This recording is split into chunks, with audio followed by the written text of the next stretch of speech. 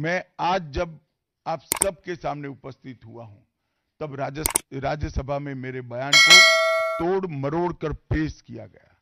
मेरा मीडिया के सभी मित्रों से आग्रह है, कांग्रेस ने सार्वजनिक जीवन में ये जो पद्धति की है कि बयानों को तोड़ मरोड़ कर पेश करना, हो हल्ला मचाना और भ्रांति खड़ी करना।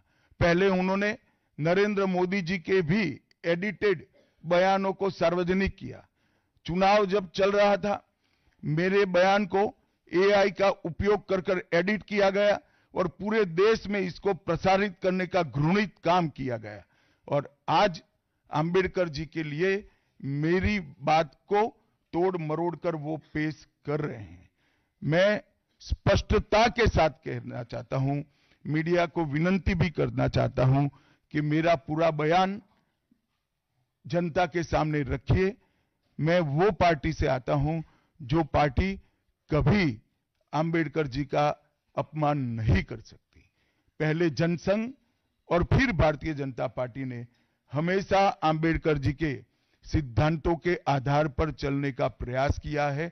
जब जब भारतीय जनता पार्टी शासन में रही, अंबेडकर जी के सिद्धांतों का हमने प्रचार किया है, प्रसार किया है। आरक्षण को और मजबूत करने का काम भारतीय जनता पार्टी ने किया है। इन्होंने जिस प्रकार से आरक्षण को भी विरोध किया, वो भी हम सब जानते हैं। पिछड़ा वर्ग आयोग, काका साहेब कालेलकर आयोग 53 में बना, 55 में रिपोर्ट आई, आज तक वो रिपोर्ट को लागू नहीं किया गया। 31 दिसंबर 1980 को मंडल आयोग बना, मंडल आयोग की रिपोर्ट आई। 80 में इंदिरा जी ने मंडल आयोग को ठंडे बस्ते में डाल दिया। 90 में जब गैर कांग्रेसी सरकार आई, तब मंडल आयोग की रिपोर्ट लागू हुई। उस वक्त राजीव गांधी विपक्ष के नेता थे और जब मंडल आयोग की रिपोर्ट लागू हुई, प्रस्ताव संसद में आया, राजीव जी ने अपने जीवन का सबसे लंबा भाषण ओबीसी के आरक्षण का विरोध करने के लिए किया। आज मैं फिर से एक बार आग्रह के साथ मीडिया को बताना चाहता हूं, सच्चाई को जनता तक पहुंचाना चाहिए।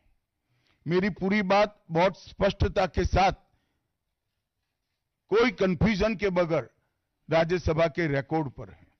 आज भारतीय जनता पार्टी के सैकड़ों कार्यकर्ताओं ने ट्वीट कर भी इस सत्य को लोगों के बीच में पहुंचाया है।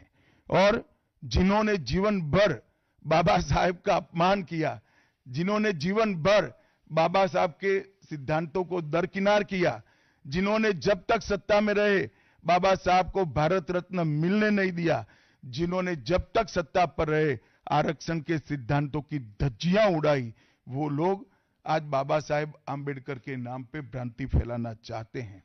मैं कांग्रेस के अध्यक्ष खरगे जी को भी कहना चाहता हूं, खरगे साहब, आपका तो कम से कम दायित्व बनता है, क्योंकि आप उस वर्ग से आते हो जो वर्ग के लिए बाबा साहब आंबेडकर जी ने पूरा जीवन समर्पित किया।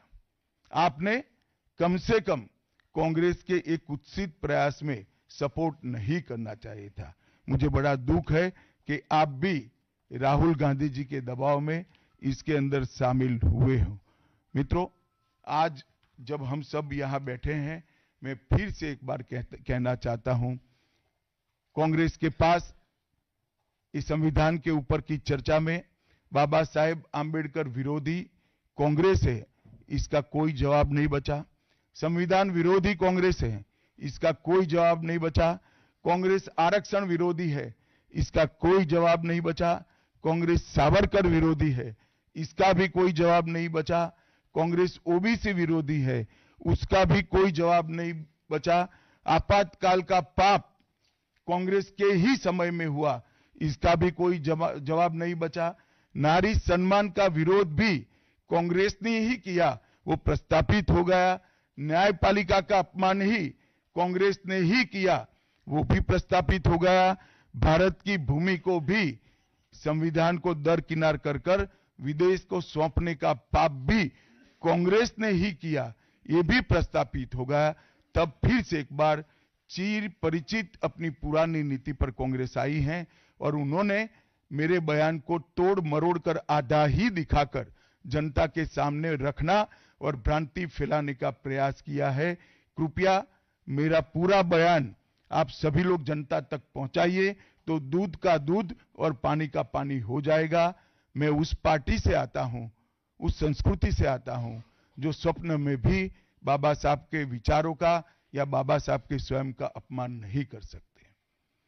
हम जानते हैं कि देश के संविधान को समावेशी बनाने में देश के पिछड़े वर्ग को, दलितों को, आदिवासियों को, गरीबों को और वंचितों को न्याय दिलाने के लिए और देश के लोकतंत्र की नींव को इतनी नीचे तक गहरी पहुंचाने में बाबा साहब का बहुत बड़ा योगदान है। पूरा देश बाबा साहब के प्रति कृतज्ञता व्यक्त करता है। कम से कम हम तो ऐसा नहीं कर सकते जिससे बाबा साहब का अपमान हो पाए। और मैं फिर से एक बार कांग्रेस के ये कुत्सित प्रयासों की घोर निंदा करता हूं और जो संविधान पर दोनों सदनों में चर्चा हुई, कम से कम भारतीय जनता पार्टी की ओर से चर्चा का स्तर मेंटेन करने का पूरा प्रयास किया गया था, विषय पर बोलने का आग्रह किया गया था और तथ्य के साथ बोलने का आग्रह भी हमारे सारे वक्ताओं ने किया था। वो सारे प्रयास पर कांग्रेस ने पानी फिरा है और मैं मानता हूं कि देश की जनता इसके इस प्रयास को भी जानती है, उनकी मानसिकता को भी जानती है और उनकी कार्य संस्कृति को भी जानती है। धन्यवाद।